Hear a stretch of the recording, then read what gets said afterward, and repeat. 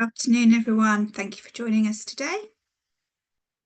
Just going to give a chance for a few more people to join us. And then we'll get going.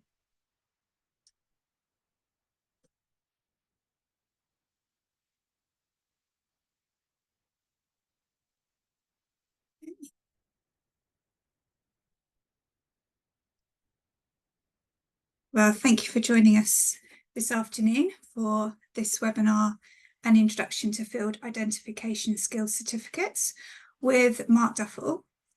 So throughout today's webinar, if you want to ask a question at all, please pop it in the Q&A box, which you should be able to see at the bottom of your screen.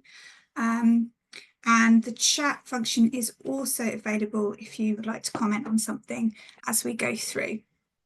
So Mark is a passionate botanist and horticulturist dedicated to promoting botany as a profession, and he's recognised as a gold standard recorder by the Botanical Society of Britain and Ireland for all his field skills. He's here today really to share his expertise and his knowledge about Field Identification Skills Certificate. So we'd like to thank you very much for joining us today, Mark, and I'll hand it over to you. Hello, thank you for that welcome. Yes, so my name's Mark Duffel. I'm going to give a talk this afternoon about Field Identification Skills Certificate, or FISCs for short, and we'll be covering what is a FISC and also what it isn't, a bit of the history about them, how they were developed, who they're aimed at. So you might find, are they suitable for me? Are they what I want to take? And then if you are interested in taking one, then how are you going to be tested? How are you marked? And some common questions along the way. So as it's just been mentioned, if you have any questions, then please pop them in the chat box and or the question and answer box, and I'll answer them either during the session or later in the session. So. And a little bit of background to myself. This is me in a cottage in Cumbria with far too little lights, botanising in the evening on holiday. So I undertake lots of botanical surveys, specialist botanical surveys, so sort of NVCs and species surveys, full species inventories, those sort of things for a range of individuals. And we also do a lot of botanical identification and survey skills training.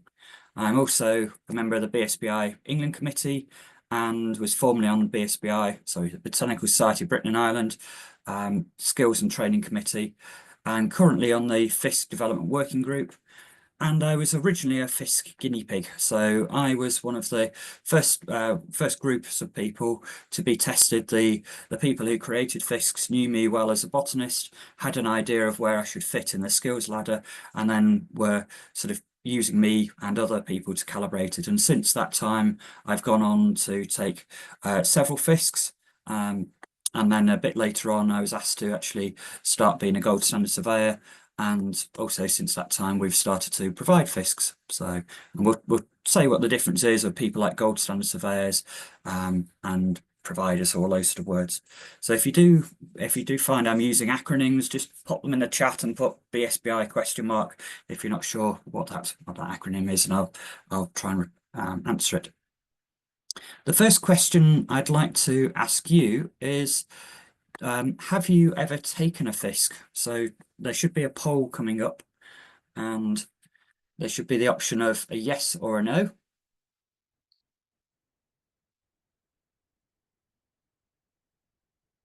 So, and then if you could all do that, that should hopefully come up.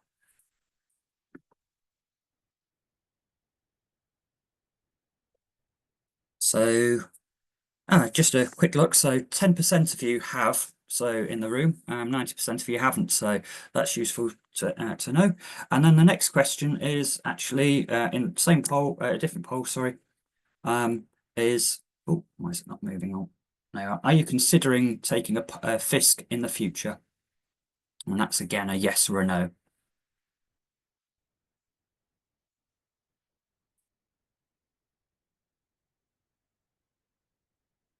Let's see what we've got. Oh, brilliant. That's 100% for a yes. That's great. So, yeah, so this is very, very relevant for all of you then. So obviously, a couple of you in the room have taken a FISC before, most of you haven't. So some of you have a little bit of knowledge about FISC, but we'll break it down. What is a FISC? So it's a Field Identification Skill Certificate, which is a way that we can measure a botanist field competency. So we're testing field skills, that ability to not just be able to identify a plant, but also walk onto a site, review what habitats are around, and sort of go, oh, there's a wet bit over there. I'm going to look at those, and I know there'll be those sort of species there. And then there's a hedgerow, so there'll be those species there. So you're actually having to find the plants. They're not all served up to you. There isn't a pass-fail, so which is great. So it's open to everyone, regardless of your skill level. If you're a junior ecologist, then you can come in and sort of get a baseline, and then hopefully over the years you'll build up to get a high level each time you take it. So it's now recognised by people like SIME, and it's an industry standard for assessing botanical survey skills. And it's owned and managed by the Botanical Society of Britain and Ireland, the BSBI. So they own the ownership now. So who can take a FISC? Well, they're for everyone. You'll find that people in the classroom with you when you're doing that part of the test, they'll include potentially amateur botanists, and I'm using the word amateur here as in unpaid professionals. They may already be producing plant records for the BSBI or other recording charities and societies. They can be actually really high-level botanists, they're just unpaid. Then you can have professional botanists who could be like yourself. They could be a commercial ecologist, ecological firms, could be a government agency or a wildlife trust or somebody like that. So there's a real range of people who are in the room. We're finding a lot of universities and the students are coming along as well to form a sort of baseline of their knowledge. So what does taking a FISC mean for you? Well, it provides you with that level against a FISC framework. Sorry, it's paused on my screen. There we are. A level against the FISC framework or the skills ladder. We'll look at that in a minute. And it can show to your employer that you can identify a range of vascular plants from across the British Isles. So the vascular plants in this sense, it's excluding mosses and liverworts. They're not non-vascular plants, but we could have things like club mosses, horsetails, ferns, conifers, or flowering plants. So a real broad sweep. British Isles, currently that includes islands. There's discussion as to whether there should be an Irish FISC, but your FISC will, if you get a FISC, let's say you're in Devon and you get a FISC there, it applies whether you're working in Scotland or Wales, Isle of Man, that sort of area. And it's designed to assess those skills in a real life situation. So it's rather than just sort of cramming for a test like we often do, it's testing those long-term botanical skills. So have you seen you've seen the plant over a period of time when your work, you've learned to recognize it, not just from the flowers. I'm thinking like red clover here. Lots of us will recognize the flower, but do you recognize the leaf and so on? And I keep mentioning this skills ladder. It's separate from the field identification skill certificate levels. They don't quite tally, but you'd expect that if you're given a FISC level 3, that you'd be around the skill level 3 on here. We don't award a level 7 in FISCs. There's only a level 1 to 6. So level 7 is your national experts who are writing the floras, the Clive Staces of the world, who write the new atlases and publications. So yes, we can only award up to level 6.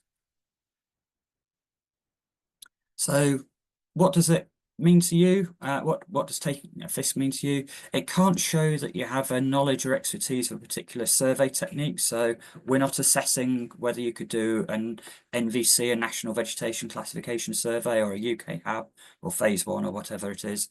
It won't also say that you're particularly good in a given habitat. So you're not going to be able to say, I've got this level FISC and it means I'm good in moorlands or heathlands. And it can't help with condition assessments. It doesn't say that you can undertake a condition assessment, although actually you'll find if you're good or improving on all of those, it will help you get a higher FISC, because you're aware probably that to identify habitats you need to have good species ID skills. So what it can be used for is it can focus your future training needs. So it might be that you have a fairly thorough species list in the second half of the day, but you actually don't have many grasses or sedges or rushes or ferns for that matter. It can help you also think about what habitats or regions you might need to work on, because in the lab test, there could be specimens from anywhere in the country. And if you're from the lowlands acid area and you're suddenly getting calcareous species or northern species in the test, you might not be able to identify them. So, and it will, of course, award you a FISC level. So why is there a need? Well, of course, a lot of you will have some sort of license, whether it's a bat or a dormice or a newt license. Up till FISCs were invented, there was no equivalent of a license for plants.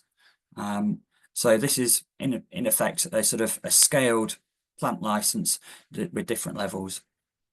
It's again industry recognised, and it's hopefully going to maintain minimum levels of surveyors for different survey techniques. So it's recommended that to do a national vegetation classification survey, you need to be at least a minimum of a FISC 4, ideally FISC 5, so on. So a little bit of history about FISCs. They were created by Dr. Sarah Wild and Sue Townsend, now Dancy, who identified the need for an assessment of botanical skills. Dr. Sarah Wild worked for the University of Birmingham at the time. Sue Townsend worked for the Field Studies Council. They worked together on many, collaborated on many courses. And they created something called the skills pyramid. At the time, it was a triangle, a pyramid. It's now replaced by the skills ladder. And it variously identified the levels and what people would be expected to have, what skills. So they trialed the technique. As I say, I was one of the guinea pigs at the time. So they tried different identification and survey techniques. They found that doing a quadrat they didn't need that information. That was one thing. They did some, could you access aquatic plants, so grappling, all of that kind of thing. That bit was ditched. And so on. It was trialled in 2005. It was formally launched in 2007, and there were about 3 main locations for the assessors then. Natural England had around about 5 to 8 FISCs a year, and they floated around the country. But there was a Shrewsbury FISC, a Kent FISC, a Leicester FISC, that sort of idea. And then in 2023, it transferred ownership to BSBI, which has meant that actually it has attracted some funding and more research has gone into it. So there's a lady called Chantel Helm, who's the training coordinator at the BSBI, but she also coordinates FISCs nationally. So the people involved in your FISC, there'll be the BSBI, who are the awarding body. They approve and train FISC providers, assessors and gold standards. They also provide at the end of the year a quality assurance. So they make sure that all of the FISCs are comparable across the different providers. They also have an appeals board. So if anyone feels they need to appeal, there's that option. And they're supported by the FISC Development Working Group, which is people like myself who've got long-term experience running FISC or working with FISCs. We also have a group of people called the FISC providers, and that's where I sit in. I'm a FISC provider, or our business, our Ventures Ecology, is a FISC provider. We deliver the FISC assessments, and within that FISC provider, there's a FISC assessor who collects and coordinates the specimens for the lab tests. So I get those sent in from all over the country. I will also organise the field visit. So where are we going in the field? Health and safety, all those useful things, access, sort of run the event. Then I also mark the test papers, and finally I send the final scores to the BSBI for quality assurance later on. Now I've been a Gold Standard Surveyor. I'm being employed this year as a Gold Standard Surveyor. You tend to you're not doing a Gold Standard Survey now at the same time that you're also assessing. So they're two distinct roles now. But a Gold Standard Surveyor will visit the field site at the same time as yourself, the FISC candidate. There will be at least a level 5 botanist, potentially a level 6, and they'll write a species list for that site.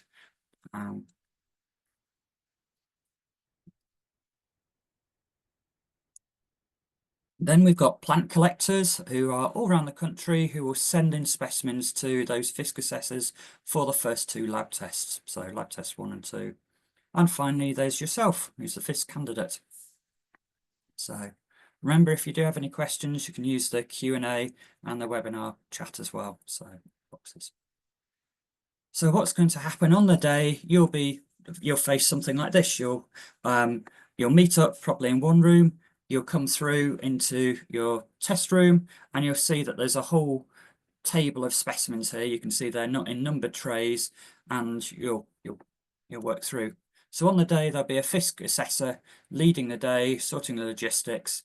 There'll be a Gold Standard Surveyor who you'll meet in the field, and there'll be other FISC candidates. There may be other individuals as well supporting all those roles.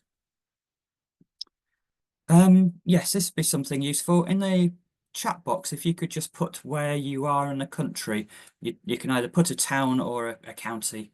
That would be useful, please. And I'm not sure if everyone can see the chat, but oh yeah, I've got two north and a good spread. So I've got a slide of where FISCs were last year, and they'll obviously change a little bit. But we're just having a quick look. There's a few viewers saying Cornwall and Bristol and that sort of area. There's a very active group down in Devon who are already hosting FISC. So actually those in the Devon, Dorset, I suppose Somerset as well, Cornwall area, you're well catered for. My understanding is there's going to be there are FISCs in Surrey and Southport this year. There's a FISC being run somewhere in Scotland, but I'm not sure where that is. I think there's a FISC in Cheshire and Derbyshire, and I think Northumberland. So somebody said Leeds or York, that might be the best place for you. And why I'm saying the best place is actually when you do the field visit, you're going to be more familiar, aren't you, with your local patch, hopefully. I guess if you work in, let's say, York, and you actually live somewhere else, then you could go to where you're most familiar with, the closest FISC centre. So I think there's a Hertfordshire FISC as well, which might suit some of you as well. But you'll find those details there on the BSBI website. So the latest FISC providers dates are on there. Some of them have already sold out. I know the Surrey FISC sold out in 24 hours. It's ridiculous. We had 40 spaces and they just went overnight. So you have to be quick to get them sometimes. So we're building up more and more capacity. Gone from 3 FISC venues to 20, I think it was 26 potential sites last year. So, and more coming on stream this year, more providers and so on. If you want to find out about bookings and things, go on the BSBI website, and go on the BSBI website, and you'll find that you can actually sign up to be emailed. So a couple of questions come in. Did say it's running in Somerset? It's running in Devon. Somewhere in Devon. I think it's a Devon Biological Record Centre, so that's probably your closest one. And then there's another question, will more dates be added? Yes, I know, because I'm behind the scenes with the FISC Working Development Group, that there are more FISC providers who haven't put their dates up yet, hence knowing that there's some in Staffs, Cheshire, Derby and Northumberland and so on. So yes, there will be more. The Southport FISCs, I don't know whether they've gone up yet. So, yeah. Okay. Yes, I've partly answered this. Does it matter where I take my FISC? So a FISC in the test your skills to identify a range of species from across the British Isles. So it doesn't really matter if you sit a FISC in Edinburgh, London or Cardiff, it should be very similar. There is no Welsh or Scottish FISC. There's a discussion as to whether there should be a separate Ireland FISC or Irish FISC. Is that ecologically distinct? That's an issue that's a topic that's been discussed. But yeah, the field element though, try and go to, I personally would go to as close an area as you are familiar with. So if you're in the southeast, then go to the Surrey or Hertfordshire FISC. Maybe going up to, say the Derbyshire FISC might be out of your comfort zone. It's just going to help you a little bit, isn't it? So how much is a FISC? I think these prices may be slightly out of date. This is the 2024 prices that I could get a range for. So I think the prices have gone up a touch this year. We've had some slight changes to how we're running FISC, so that's taken that account. So they can, I think there's a FISC at 270, I think this year I've seen someone's doing. I think maybe the cheapest this year might be 200 or 210. Now, some discounts may be available, but I suspect for everyone, if you're in SIME, you're already working in ecological consultancies or ecology rather. So these are really aimed at amateur botanists who aren't working in their sector, or they're aimed at students who are coming through. So they may not be there. But BSBI also takes some money from that fee, so it doesn't all go to the FISC providers, and the BSBI take a cut, and that's used to administrate and also pay for all of the QA and testing and so on. So this is an example timetable, so always check that your timetable that you're sent by your particular FISC provider go on that. But this is an example that we do in Shropshire. So we have you arrive, you get met in a room away from the test labs, you help yourself to drinks, you can and so on. We have a bit of a welcome and introduction to the day at that point. Then we have the first lab test, and there's lab tests 1 and 2 are done in that slot, so an hour and 45 minutes then. Then we have, this is lunch break, then you depart for the field visit. That can be up to, for journey times vary, but we tend to spend about up to 45 minutes away from the test centre. Have up to 2 hours, about an hour and 45 minutes to 2 hours in the field surveying. That will be the same time as a Gold Standard Surveyor. So, and then you return back to the centre, and there's a bit of a summary and a bit of discussion just at the end of the day. So you're probably leaving the centre or the FISC at about 5:45 or so. We've occasionally had to swap the morning tests and the field surveying around due to bad weather. We had such torrential rain coming in the afternoon that we decided it wasn't fair for anybody to go out and survey in that, so we swapped the day around. So you did the field survey in the morning, but that's just in case. Yeah, and also don't be late. If you do turn up half an hour after the test starts, it's sort of not really in your favour to try and do it in a way. You can go in depending on the FISC provider. They may or may not let you in, but you'll find you've lost quite a lot of time. So you may want to change it or not. I often get asked, what should I bring with me? So bringing hand lenses, bringing ID books, so bring your weather writer, your clipboards, you want to bring those. So these are the kind of books I'd be bringing. I'd be bringing books that you're familiar with, you're happy with. I wouldn't be learning how to use, say, John Poland's vegetative key on that day. That's not the time to do it. So bringing picture books is fine. I even went last time I did a FISC, I had a really decent illustrated guide that I was just checking my answers against, just to see, yes, that it is that weird P or whatever. You might find some FISC providers provide additional books, might be relevant keys, and they might have a microscope as well. So again, make use of all of those there. So What you can't bring is herbarium specimens, so dried pressed specimens. It'd be a really nice idea to, you wouldn't be allowed to, but press all the sedges in the British Isles and have that as a folder to take along and you can compare them. But that's, unfortunately, we don't allow that. That's an unfair advantage. If you have an incidental bit of celandine stuck between the pages of your stace, that's fine. Don't worry about that. It's and then ask your FISC provider, I've forgotten a clipboard, do you have a spare? They may have a spare, so don't worry too much if you have forgotten something. We tend to have spare hand lenses, clipboards, all those, and books as well if people need to borrow them. So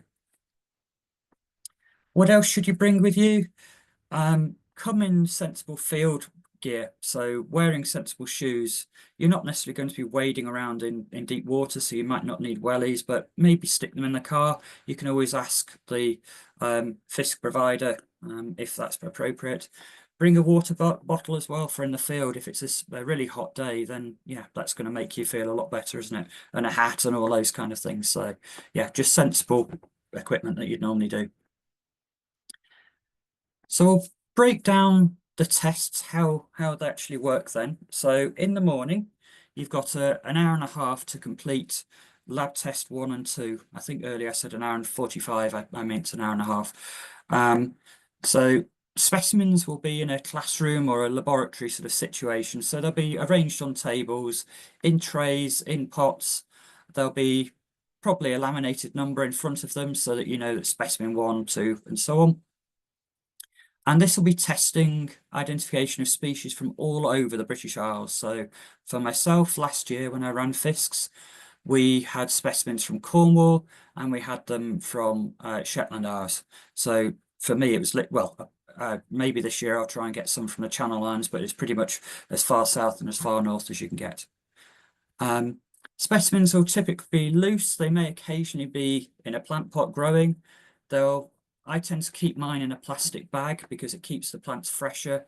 I'd rather have spend a few seconds getting a specimen out of a bag that's as long as the specimen's fresh. So what you can't use in any of the tests as well, need to repeat, is you can't use any electronic devices or apps or anything. The apps are actually getting so good now that I got a friend to do the morning test of the FISC and they got a FISC level 4 using the apps. So it shows how far we've come with apps. So lab test 1, then, so this is part of your hour and a half. Lab test 1, you've got no books in this case. There are just 10 specimens, but hopefully these are species that you will know. So it's sort of testing your long-term memory. There'll be common species to many parts of the British Isles. So I think all of us, prior to becoming ecologists, probably recognised holly or foxglove, something like that. So in the trays we've got here, on the far right, we've got red campion. There's a bit of hazel there. And if I put that hazel in, there'll probably be either hazel catkins or hazel nuts on there. There's hart's tongue fern, and I can't tell what the other two are. Don't have enough information. So they may be in flower, they may be in seed, like the hazel have said, or spores if they're a fern, or completely vegetative as well. That's allowed. Now, my advice here as well is don't spend too much time on here because you don't have a book. If you can't remember what it is after 5 minutes, then you're probably not going to remember it after 40 minutes, are you? So just get through this fairly quickly and then move on to lab test 2. So lab test 2, you are allowed any books. Books that you bring in, books that are in the lab, no herbarium specimens, no press specimens, so they're not allowed. And they could be from anywhere in the British Isles, as I've said, they're everywhere. They may be very common, or they may be nationally rare or scarce. So they could be things that you'll never ever professionally see in your life. Every year I run FISCs, I see new species to me.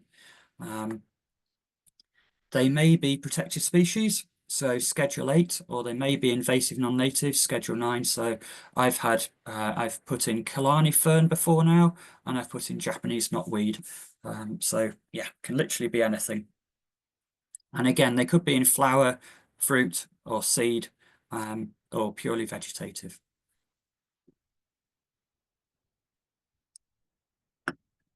So over the 2 lab tests, as a FISC provider, I have to provide specimens that cover these sort of groups. So I have to have at least 1 vegetative plant, so no flowers and seeds, at least 1 nationally rare or scarce species, at least 1 non-native species.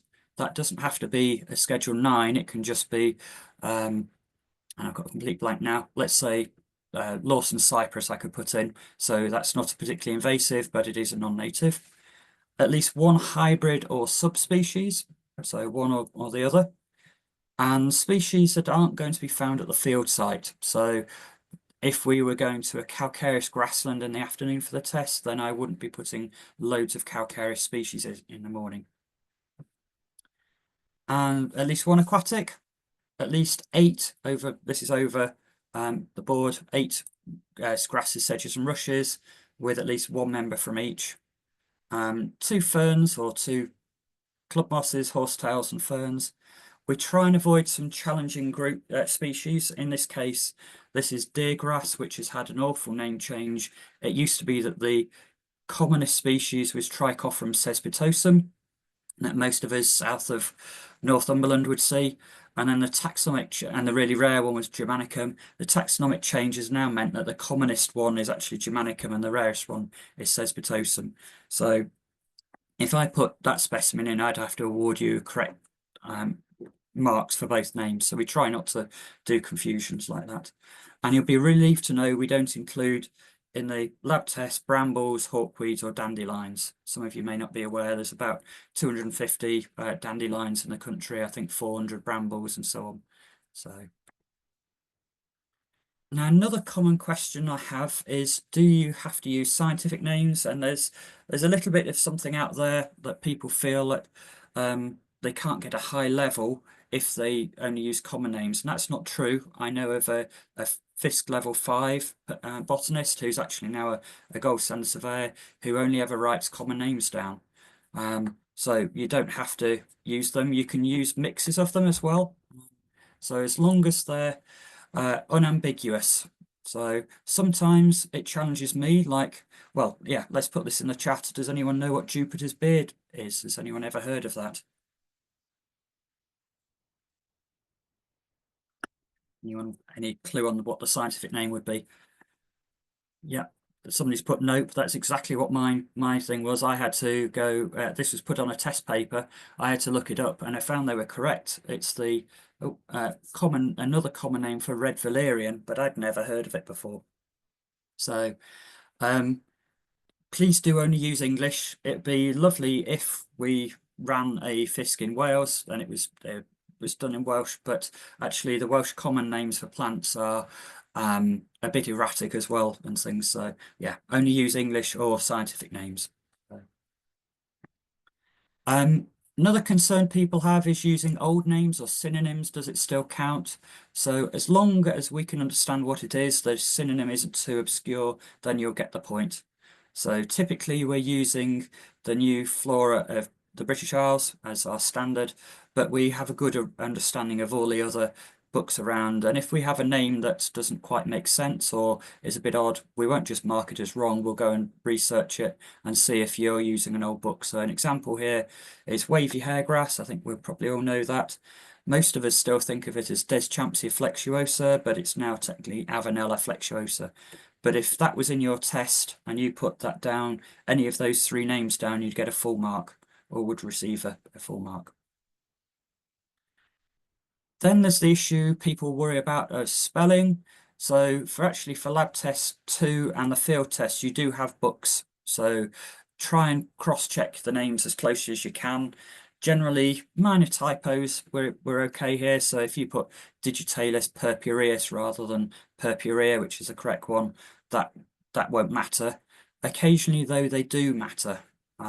There's a plant called water germander, which is a red data book species. I think it might even be Schedule 8 protected, and wood sage, and one's Teucrium scordium and one's Teucrium scoridonia. You can see how the first 4 letters are the same.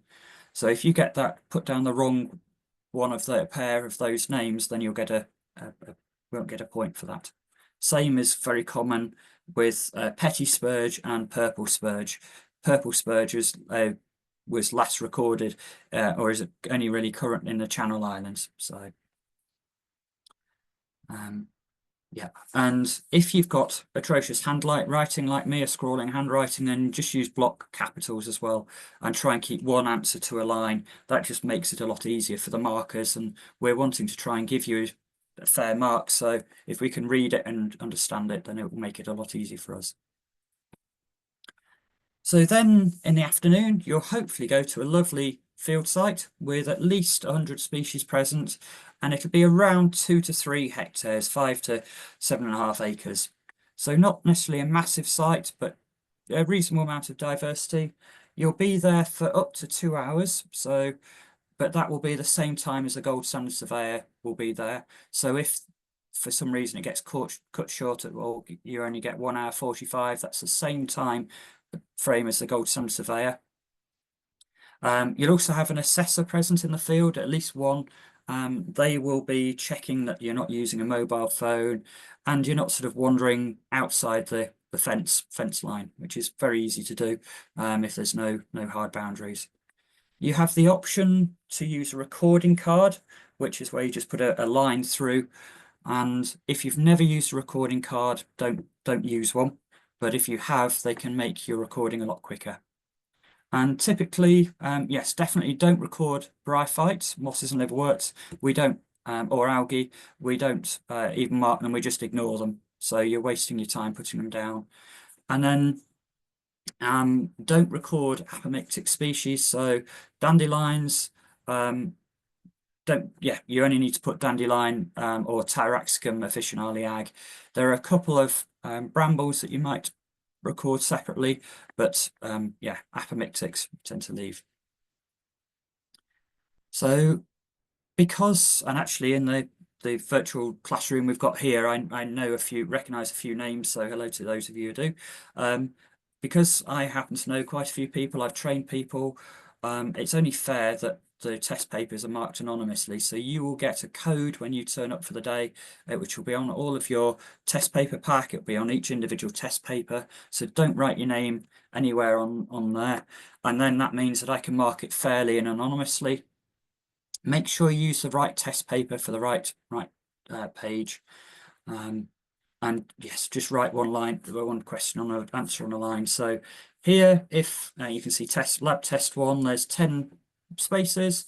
So you just write the species name, which you could put if say the plant was a bright pink herbaceous plant called a foxglove, that would get you 1 mark. If you put Digitalis purpurea, that would get you 1 mark. So you can see that you're not getting penalised for using common names. If it was an oxeye daisy, then you get full marks for Leucanthemum, so the genus, and Vulgaria species. Oxeye and daisy would get you a full mark as well, whereas only daisy would get you half a mark, because daisy could be the lawn daisy, Bellis perennis, or it could be oxeye daisy or various other ones. So, and again, don't worry too much about spelling here, just as long as it's understandable. So lab test 2, there are 20 specimens. Again, as I say, they could be from anywhere in the country. If the specimen is pendulous sedge and you put down pendulous sedge, that's a full mark. Carex pendula, that's a full mark.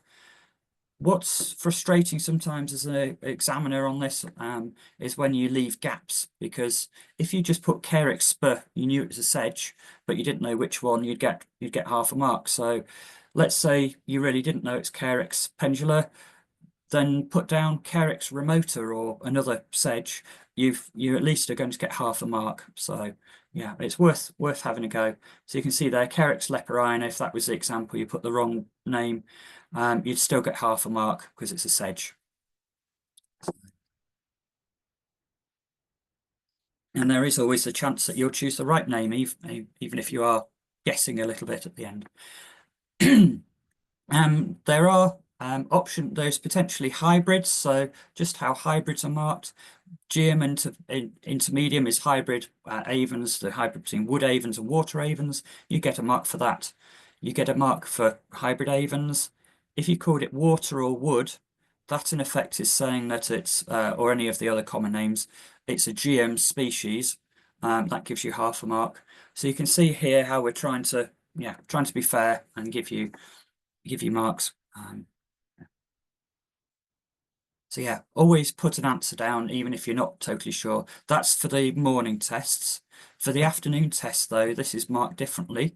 So we compare your survey, and you'll have you can see there's a grid there with however many species there gaps there are, and you can have multiple sides of the paper if you need it, and go on to blank paper if you need it as well. But each species here is, if it's correct, is given 1 mark. If it's a genus, again, it's only given half a mark. If you can't identify the species but are confident about the genus, then put it down. So if you know it's a geranium or cranesbill, but you can't work out, is it bloody cranesbill, is it meadow cranesbill, put cranesbill down, because in this point you have to be cautious. We're going to, but this gets marked in a slightly different way, which I'll explain in a minute. So you're only allowed, unfortunately, though, to put geranium species down once or carex species down once, even if you can see there are 3 different sedges on site.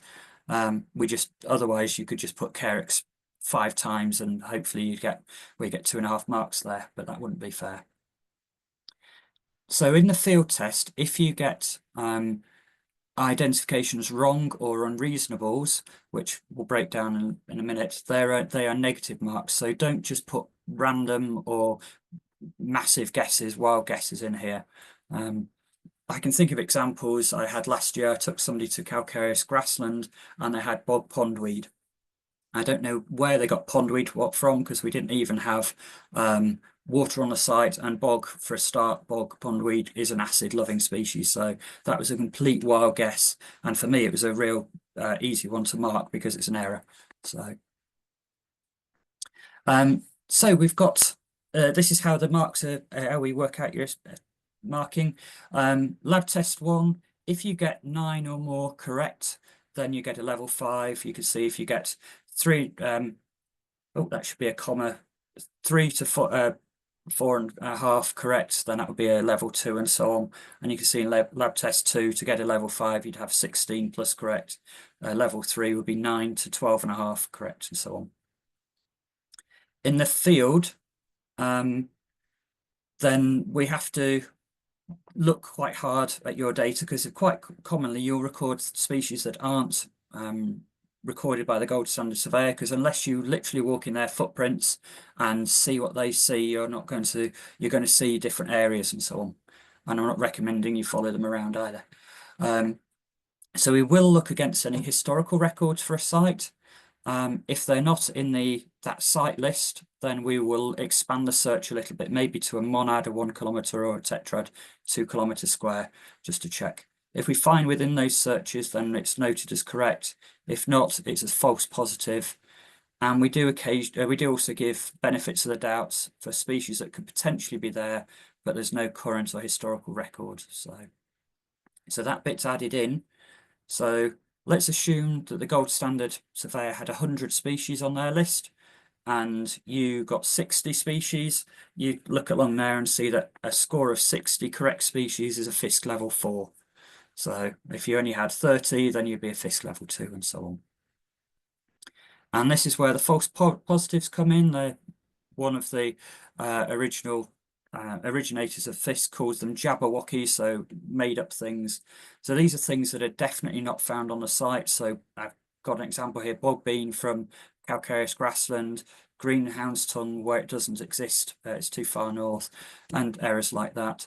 We even have some weird and wacky guesses. These are your jabberwockies. So I can see carex glauca, I can sort of see what they're meaning.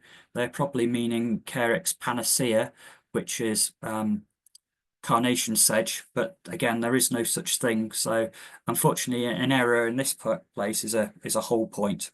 So in the field, it's cautious recording.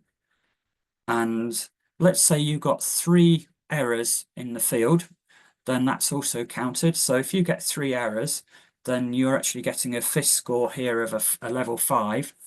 If you've got 12 errors, then you're going to be, you're dramatically dropping that result to a 1. So again, can't overestimate it, over exaggerate it enough, cautious recording in the field side.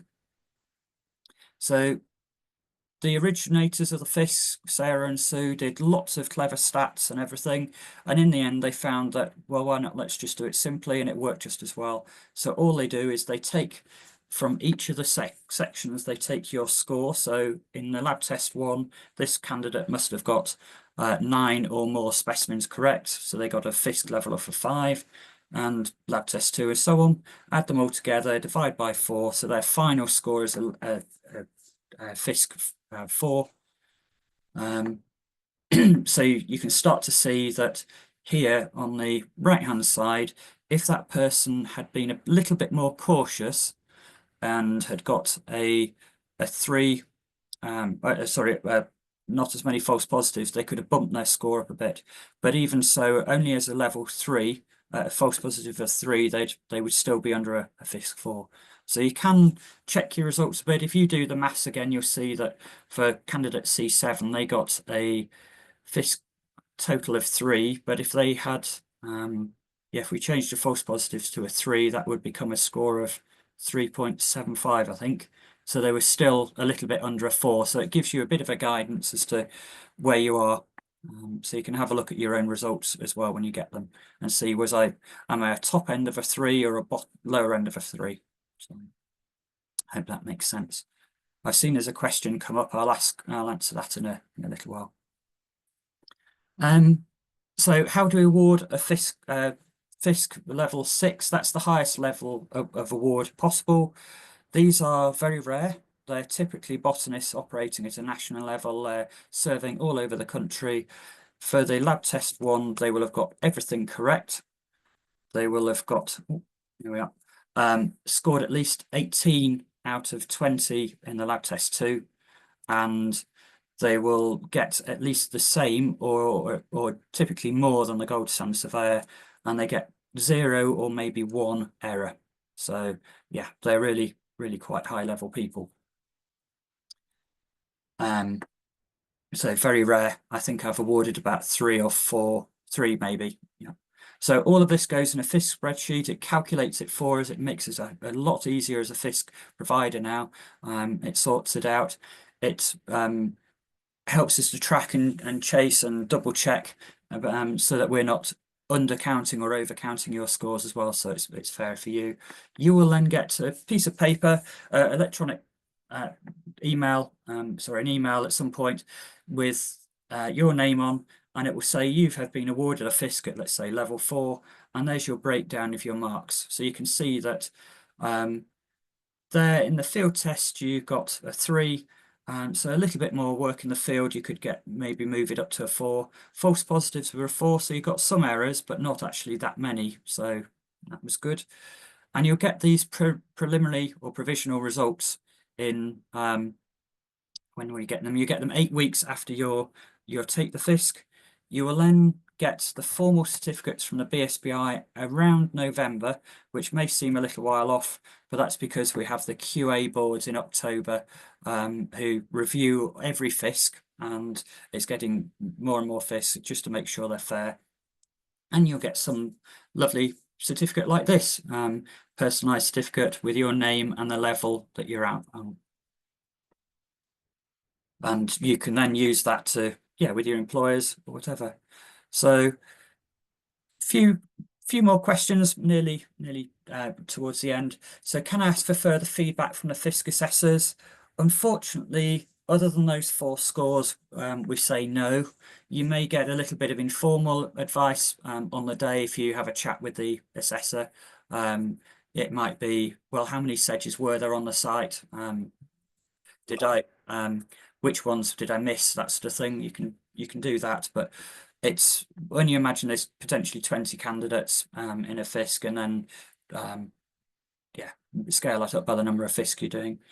Appeals, this is something we've got an appeals process for. So if you think you've got a valid reason to suspect that your provisional FISC is incorrect, or you feel there's something that the FISC provider did that wasn't correct, then yes, you need to appeal. That you have to do within 21 days of receiving your provisional FISC.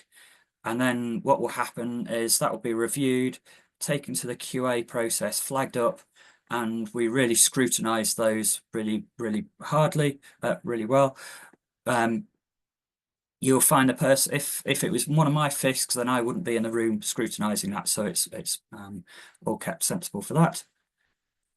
Is the FISC for life? So you've got a FISC level 4, you're really happy with that. Currently, there is no expiry date as such, but we are suggesting that they last for about 3 to 5 years or so. If you're planning to move up the ladder, then I would suggest not necessarily doing a FISC every year, but do it every other year, because that gives you a bit more time to build up some knowledge, see some more species and so on. So yeah, if you're at a level 5 and you're trying to maintain that level, then probably every 3 years is fine. A little bit on malpractice. If unfortunately we see you using a mobile device in the field, or you're colluding, you're chatting with somebody, or even impersonating somebody, so you send in a better botanist than yourself along, then we are allowed as FISC providers to disqualify you, and we'll report it back to the BSBI, who will look into it and yeah, discuss it there. So yeah, 2 more slides, I think. How to improve your FISC level. So you may already have a FISC. I think 2 or 3 of you had FISCs from the look of it. Then reflect on that FISC experience. What you found easy, what bits you didn't do. Think, actually, yes, the P or the vetch that was in the FISC, I'd never seen it before, I didn't get it right. Then maybe go and have a read round, have a study of those. Go on relevant training courses, go to the South Coast and go to the Lizard Peninsula and look at weird plants down there. So start traveling around. This is how I've done it. I've gone on holidays looking to different habitats. This particular site is one of the best sites for a spike rush. So I happen to be holidaying nearby, and as you do, you go and twitch it, you go and have a look at it. Continue using keys. And I suppose really it's get out of your comfort zone. Don't just keep going to the neutral grassland that you're familiar with. I'd recommend joining the BSBI. You're already in a professional organisation. So SIME offer training as well, but BSBI, they have brilliant newsletters. They have training events. Some are paid, some are free as well. Really good ID resources available to you. Actually, quite a bit are available online as well.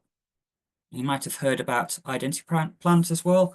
That's a really useful training course that really upskills people. So, and yeah, there's a little bit there about being a specimen collectors, potentially, if you're interested in collecting plants, or even being a FISC provider or assessor later on, or a Gold Standard Surveyor, then you can get in touch with the BSBI. I'll move on to this page and you can see the addresses. And there's a really useful booklet available on the BSBI website. If you just search for BSBI and FISC, it will come up there. It'll be the most up-to-date booklet. It has an awful lot of what I've said is laid out there, all of the protocols, all of the marking, how it's done. So yeah, that's our last slide. So there's my email there if people want to contact me to discuss. There's also Shanten Helm's email. She's the BSBI training coordinator for FISCs and things. So again, if you're looking at booking onto FISCs, then have a chat with her. So those, I'm just trying to find, there was a question that somebody had, but I've lost my Q&A box. So just bear with me. Oh, there we are. Right. So there's been a question about what is the value of taking a practice FISC. So there are various people running them. I run what I'm calling a mock FISC. That's run at the well, it is basically a practice FISC, so it's following a lot of the procedures, but we've reduced the time down. So in the morning we have a discussion about FISCs and how they run, how you're marked, so people can get an idea of what to expect. A lot of people are quite nervous and worried about well, what is a test? So doing that. You will then get a sort of a guidance. Okay, you're probably likely to get a level 2 or a level 3 or a level 4. It's a bit like doing your mock GCSEs. You never went to your employer and said, I got a mock a English A level or whatever grade. So it doesn't have a value in that sense, but it is a good practice run. So some people I know have asked me to do this because they're just worried about doing tests and that sort of thing. And then there's a question about, are you allowed to bring in your own botanical handwritten or typed up notes or other keys not in books? As long as they're not specimens, that's perfectly fine. So if you've got a key that somebody's written to grasses in your area, or yeah, your own notes and things for other courses, then that's fine. It's perfectly fine. Yes. Are there any other questions? You can use the chat box if you want, or we might be able to get the mics on you.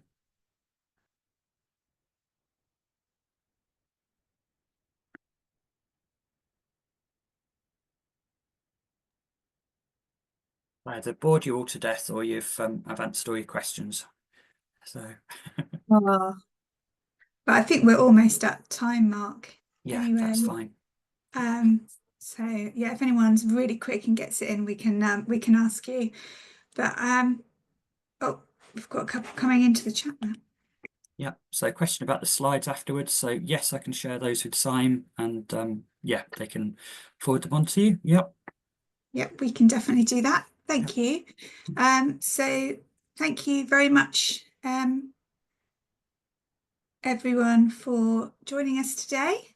And a huge thank you to Mark. I think that's given us a really good insight on what's involved in the tests and all the preparation we can do beforehand and afterwards to continue developing our knowledge. So hopefully we'll see lots of you again soon for another webinar. And we'd just like to extend our thanks once again to Mark today, and I'm sure we'll be in touch soon. So thank you very much. Bye everyone, Thanks. and remember my email's there. So if you want to have any questions, please do drop an email.